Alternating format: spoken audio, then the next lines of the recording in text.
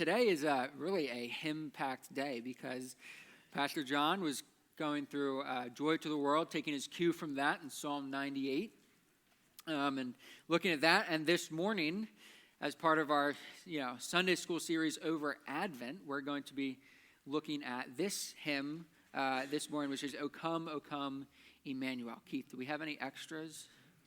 Oh, here's one. Give you a handout. So, you got a full-page handout this time because you'll see on the back of it, you couldn't fit all that on a half a page and make the font readable to anyone above the age of 10 or something. So there's a lot on that. You don't have to worry about that right now. But as a way of starting, can anyone remember, all right, what hymn did you look at last week? You looked at another Christmas hymn last week. What child is this? Yes. What child is this? All right. Good. A Christmas hymn, we sang that this morning. Can anyone remember? Now, this might stretch your memories. What is the name of the tune for What Child Is This? Green Sleeves, yes. So I know that Kevin talked a little bit about the tune and then the hymn. So that this morning, we're going to be looking at another classic Christmas hymn, O Come, Emmanuel. And if you see there, we're going to kind of look at it under four headings: the content, the form, the music, and the worth. So to get us started, I'm just going to read the hymn as we see it, actually on the back of your sheet here. So you'll notice that there's a couple extra verses from what we have in our hymnals, but I'm going to read the hymn, and then we'll talk about it. So this is from the right-hand column on the back of your sheet. O come, Emmanuel, and ransom captive Israel, that mourns in lonely exile here until the Son of God appear. O come, thou rod of Jesse, free thine own from Satan's tyranny, from depths of hell thy people save, and give them victory o'er the grave. O come, thou dayspring, come and cheer our spirits by thine advent here. Disperse the gloomy clouds of night, and death's dark shadows put to flight. O come, thou key of David, come, and open wide our heavenly home. Make safe the way that leads on high, and close the path to misery. O come, great Lord of might, who to thy tribes on Sinai's height in ancient times once gave the law in cloud and majesty and awe. O come, thou wisdom from on high, who orderest all things mightily, to us the path of knowledge show, and teach us in her ways to go. O come, desire of nations bind, in one the hearts of all mankind. Bid thou our sad divisions cease, and be thyself our King of peace. Okay, so you probably noticed a little bit of some differences from what we have in our hymnal. That's because there are some different versions of this. But O Come, Emmanuel is probably, at least that I know of, one of the hymns with the longest history, the longest pedigree of almost any hymn. You'll see on the back of your sheet that O Come, Emmanuel, the hymn that we know it in English, that's metrical, that rhymes, it's actually drawn from these O antiphons, which were from the 6th century AD. So an antiphon is a piece of music that would have been sung in like a call and response manner. So antiphonal singing usually has a leader that sings out a line, and then a choir or some chorus that responds with the same line or responds with another line. So this would have been a kind of back and forth song. And I have that there for you in the middle column of the back of your sheet, the O antiphons. So these were written in the 6th century. So that means like the 500s AD. Think about all the way back then. What was going on in the 500s? Most of us don't even know. It was 1,500 years ago. These were written in Latin, and they were begun to be used in the church. Now, they probably weren't used in the way we use hymns. It was probably sung by like a choir of monks or something like that, by professional singers. But all the way back, 1,500 years ago, the base of this hymn was being used in the worship of God's people. That's pretty cool, right? It's pretty cool. When we sing this, we're singing something that for at least 1,500 years has been used in the worship of God's people.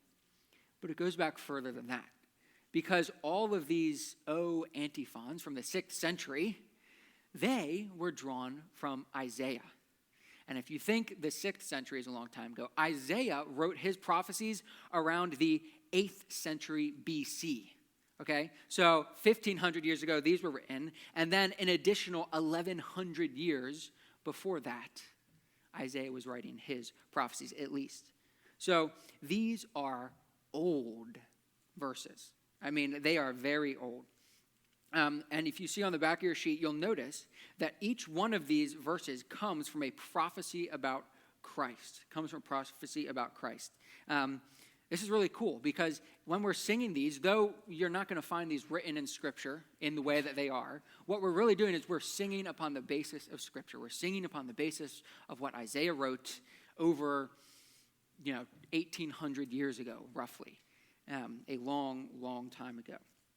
So, how did we come to get it? Well, Isaiah wrote his prophecy a long time ago. Then they made these antiphons, which were based off of his prophecies in the 6th century in Latin. And then in the 9th century, the 19th century, they were finally translated into English by a man by the name of John Mason Neal, J.M. Neal. He was a amazing man. John Mason Neal, sometimes, his probably his name you've never heard of. And if you've heard of him, it's probably only because you've been, maybe had a little extra time before the hymn and you were just kind of reading whatever's on the page in your hymnal. And you're like, okay, translated by John M. Neal. And just kind of move on. But this guy was wonderful. What he did in the 1800s was he took a whole bunch of old texts like these antiphons that were used throughout the church history but weren't in English, and he translated them into English so that God's people in England and in America and in other English-speaking countries could be using them in their worship today. And so he translated O Come, Emmanuel, as we know it, with either 5 or 7 verses, depending on which version you look at, in 1851. Some other hymns you might know, translated by John Mason Neal. He translated Of the Father's Love Begotten. That was a hymn written by Aurelius Clemens Prudentius. I joke, I always think when I hear his name that perhaps I'm related to him in some way through Emily because his middle name was Clemens and Emily's family is related to the Clemens family. I hope so. He wrote Of the Father's Love Begotten. He also translated, John Mason Neal translated All Glory, Laud, and Honor. He translated Good Christian Men Rejoice, another one we sing at Christmas time, and also Christ is Made the Sure Foundation, in addition to writing many of his own hymns and translating a whole bunch more, okay? So this guy was awesome. And he translated all these hymns and wrote all these hymns, and he's the reason we get to use these today. So I thank God for him, because if you sat me down with the Latin text and told me to translate it not only into English, but into metrical English and rhyming metrical English that people can sing, not a chance. Probably none of us in this room could do what he has done. So let's look a little bit more specifically about the content of this hymn. All right, I'm going to ask some questions, and I want some, you can respond to these. In fact, you don't even need to raise your hand. Just, say out the response. When we are singing in the verses, whom are we singing to? Who are we singing to? Who are we addressing when we sing the verses of O Come, Emmanuel? Okay, yeah, Christ, right? We are addressing Jesus. O come, Emmanuel. So we are singing these verses to Christ. In the refrain, who are we singing to? Who are we addressing in the refrain?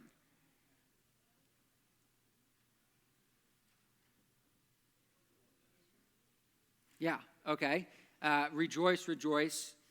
Yeah, we're addressing Israel. I think I should probably get...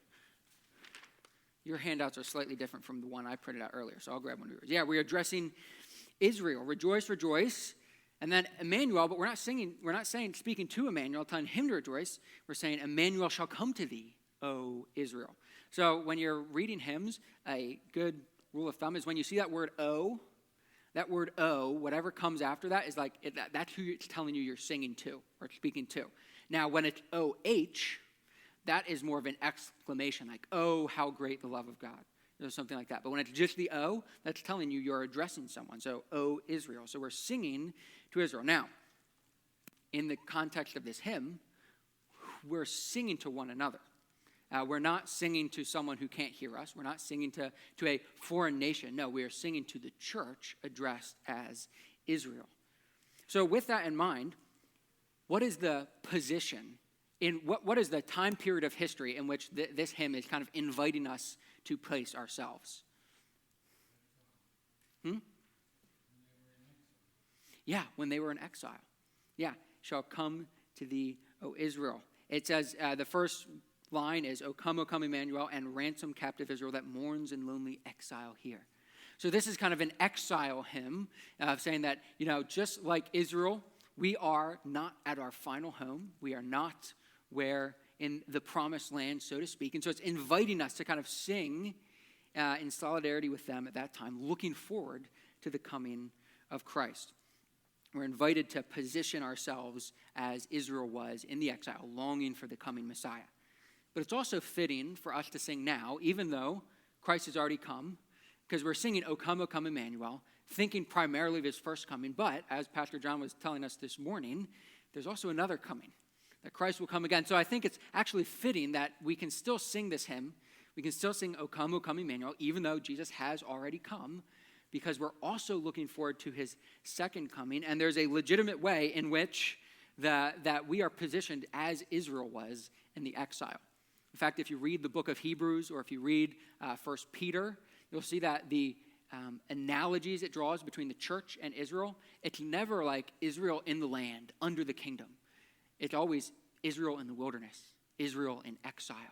And in fact, Peter addresses his letter to the elect exiles in the dispersion. That's how he addresses the church, as elect exiles. And he urges them as sojourners and wanderers in his letter. So there's a kind of fitting aspect to this of addressing us, each other, as exiles, waiting for the return of Christ.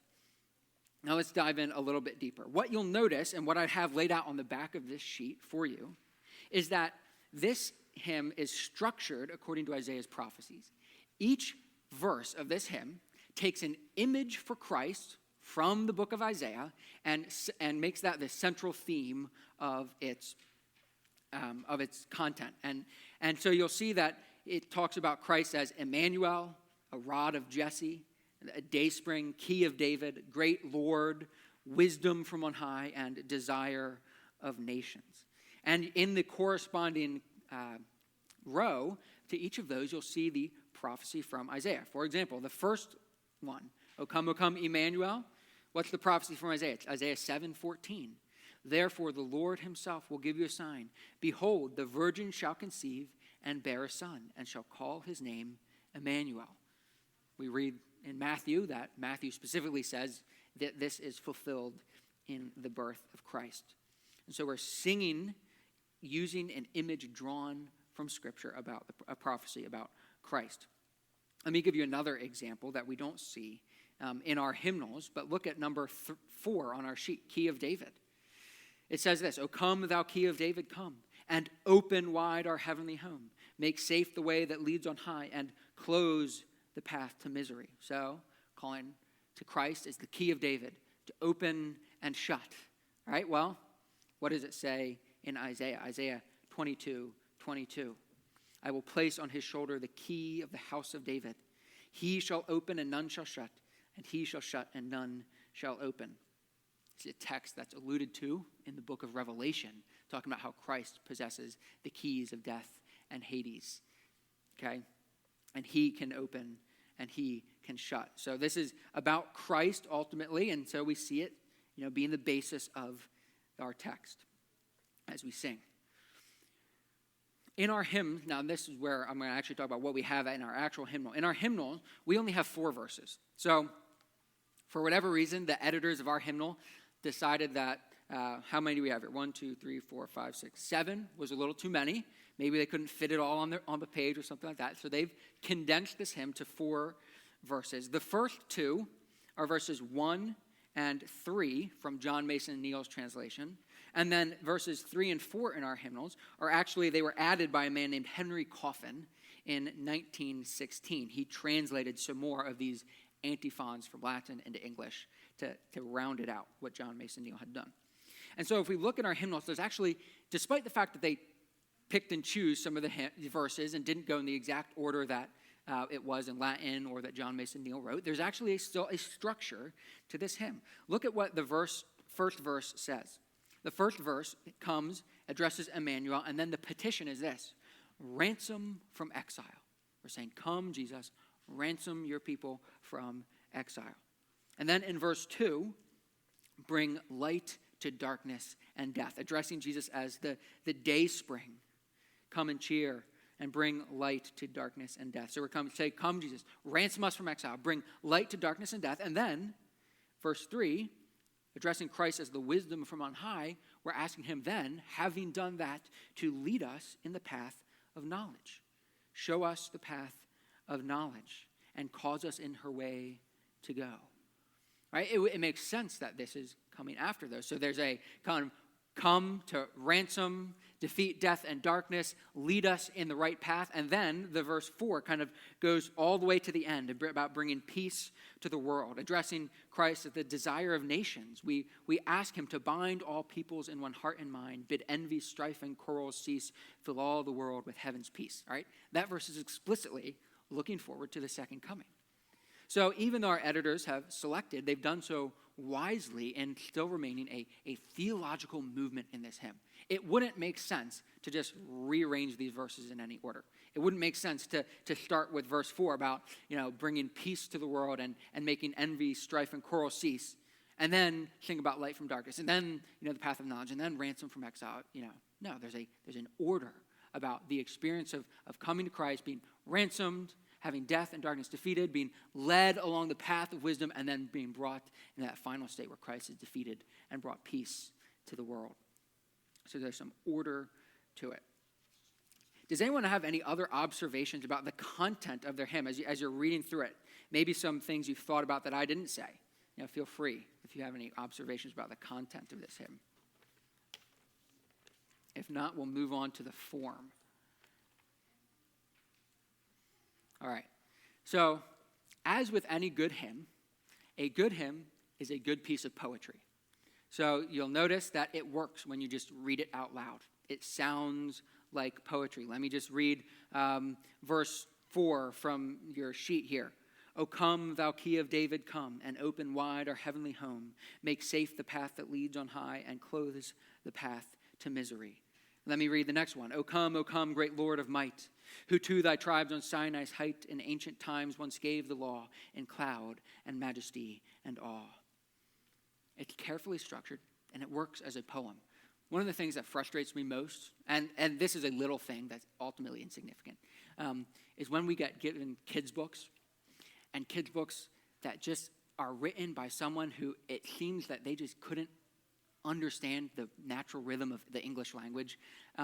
If you've ever read Dr. Seuss, he knew how language worked, right? You could probably quote some Dr. Seuss to me right now, One fish, two fish, red fish, blue fish, all right? It works. He was like a master of writing poetry at the perfectly correct level. And in fact, you could use him to teach classes on poetry because he was just so good. And yet sometimes we have books, and if you have kids, you probably do too, that it's like they try to do it, and it's just like, I don't understand. Like, you can't count syllables. Some things rhyme, some things don't, and it's just a mess. Well, that's not good poetry. At least it's not easy poetry to read and to understand and to memorize. Well, like a good hymn is good poetry. And we'll see that John Mason Neal, he was a good poet. He was a good poet. Look first at this. Each verse, based on a prophecy of Isaiah, contains these things. First, a call. O come, Emmanuel. There's a call to Christ, and it addresses Christ then using an image from Isaiah. So a call to him and an address using an image from Isaiah. And then it gives also a request that is based on that image. All right, it's carefully constructed. Let me just give you an example. The one about the key of David. O come, thou key of David, come. Right? There we have the call and the address. And then what is the request? Based on this call. And open wide our heavenly home, and make safe the path that leads on high, and close the path to misery. So we're addressing Christ as the key of David, and the petition is one that fits with a key imagery, right? Open and close. That's what keys do. Keys allow you to open doors and to shut doors. Let me just give you another example. Number 3 on our sheet. O come, thou dayspring, come and cheer. Dayspring is like the morning star. Our spirits by thine advent here disperse the gloomy clouds of night and death's dark shadows put to flight, right? So an address to Christ as the dayspring, the morning star. And what do we ask him to do as the morning star? To shine light, to disperse the clouds, the gloomy clouds of night and death's dark shadows put to flight. It's wonderfully put together. You couldn't just switch those around either. It wouldn't really make sense to say, O come, thou key of David, come, and ask him as the key of David to disperse the gloomy clouds of night and death's dark shadows put to flight, right? Keys don't do that, right? And it wouldn't make sense to address him as the dayspring, the morning star, and then ask him to open and shut. Stars don't open and shut doors. At that point, you're kind of mixing metaphors and you're not really sure what they're supposed to mean. But no, these are carefully constructed, and each one has that kind of move. An address to Christ, a call, an address to Christ based on an image from Isaiah, and then a request that fits with that image. And then we come to the refrain. The refrain then says this. It begins with a command and then a promise. Rejoice, rejoice. A twofold command repeated. And then the promise. Emmanuel shall come to thee, O Israel. Now, in general, I think a lot of hymns don't need refrains, but I think this one actually works really well with it. And the refrain is not in the Latin. This is something John Mason Neal added. So he looked at this and said, I think this hymn needs a refrain. And I think he did it really, really well. Without this refrain, we are just asking Christ to come, but it's pure request. We're saying, O come, O come, O come, each verse, O come, O come, O come, and it's kind of left there. But what the refrain does is then it allows us, as we're singing, asking Christ to come, is to turn to one another and sing to each other and saying, rejoice, rejoice, he will come. To sing a promise, Emmanuel shall come to thee, O Israel. The refrain promises us that Christ will hear and answer the request in the verse for him to come. So I think it actually fits very beautifully with this. And so each verse begins with O come and then ends with that promise in the refrain. He will come. All right, let's get a little more technical. If you can bear with me, we're going to talk about some more poetry stuff. If you were to count the syllables in this hymn, you'll see that each verse is composed of 4 lines, and each of those lines has 8 syllables. In fact, you don't need to count them. Your hymnal will tell you that. It says long meter there, LM with refrain at the bottom of your hymnal. But that just means that each line has 8 syllables. And this is remarkably consistent. You go through, you start counting syllables, and you're going to come up with 8 syllables in every line. Now, sometimes you do have to abbreviate like we do in hymns, or instead of over, victory maybe instead of victory. But that's fine. We know how to do that. But each verse has 8 syllables in each line, and those syllables are arranged in what's called, now you don't have to write this down, it's just called iambic tetrameter, which just means that it's arranged in the emphasis falls on the second pair of syllables. So it goes kind of like this. Ba-dum, ba-dum, ba-dum, ba-dum. That's kind of the beat of this hymn. Now, let me read to you. O come, Emmanuel. All right? It's not O come, Emmanuel. That just doesn't sound like it works. It's O come, Emmanuel. It's always unstressed, stressed, unstressed, stressed. And what you'll also notice reading through this, not that you need to know all that to get this hymn, it's just notice that it's super regular. It is super regular. Like Dr. Seuss, he doesn't throw us off.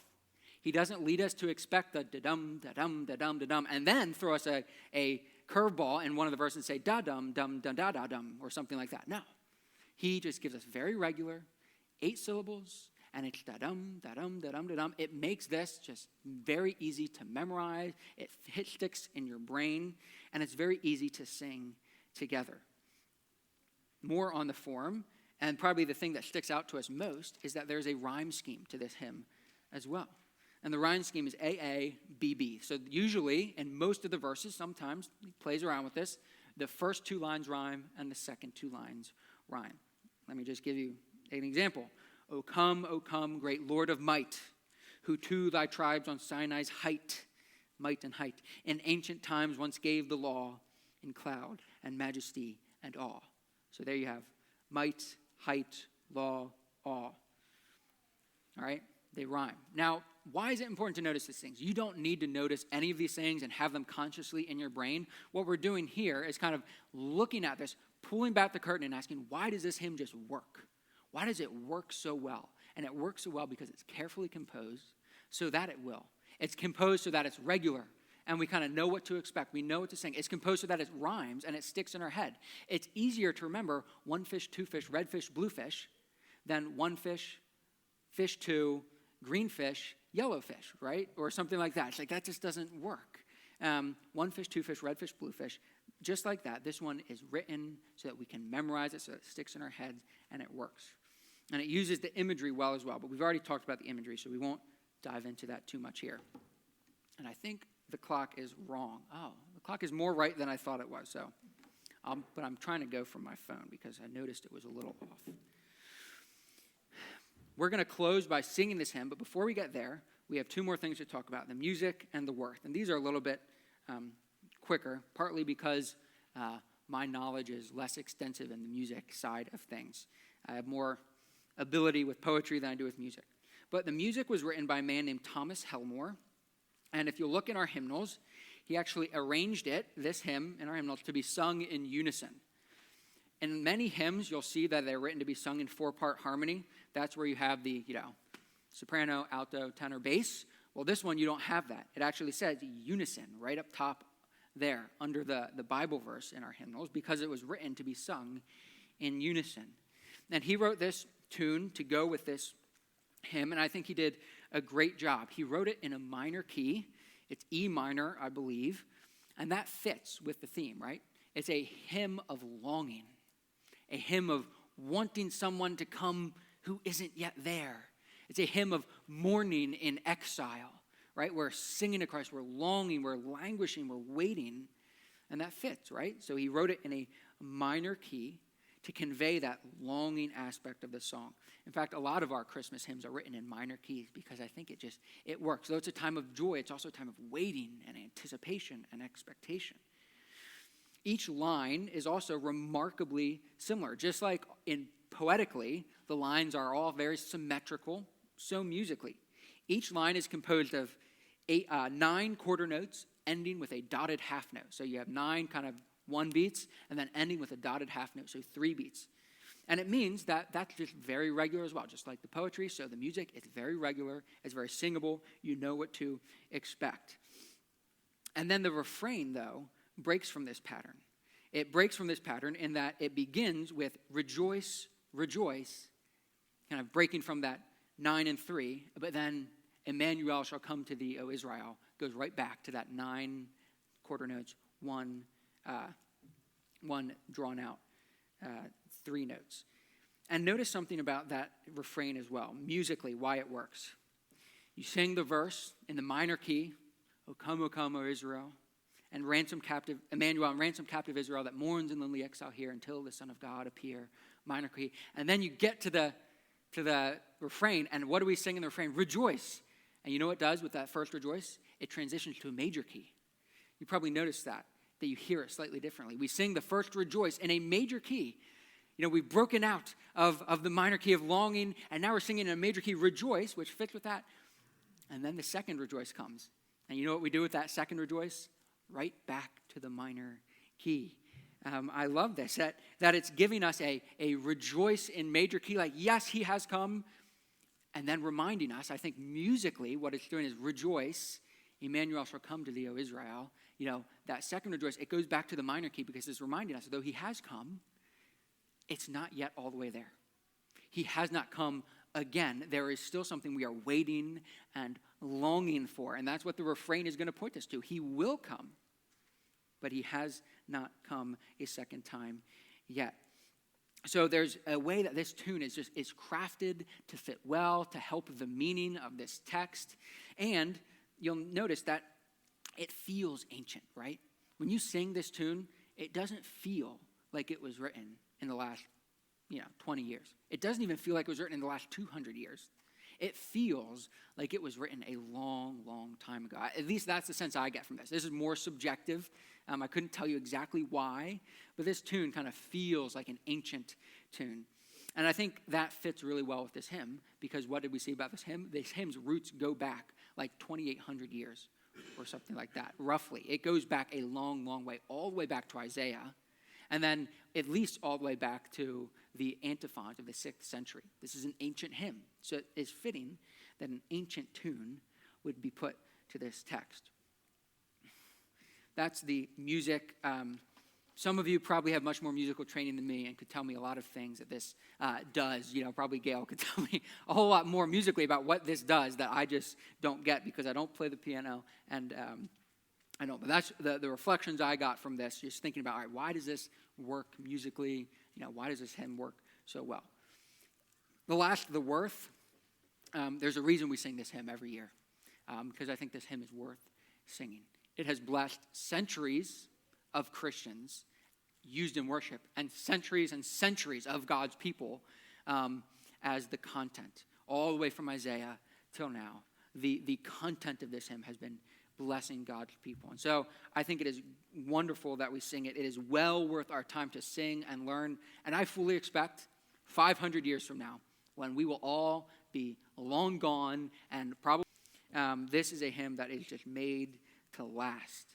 And I'm so thankful that we get to sing it. So with that said, we're actually going to close our time by singing this hymn together. So Gail's going to accompany us. If you have a hymnal in front of you, which you all should, pull it out. It's hymn number 123. We're just going to sing it as our hymnal has it, all right? We're not going to go with any variations, just as our hymnal has it. Hymn number 123. And if you would all stand up, opens up the diaphragm. If you can, stand so we can sing. And we're going to sing this hymn. And remember as you sing it, how long that this has blessed God's people, and that we get to sing it in communion with the saints of centuries, even millennia past. All right, Gail, head us off.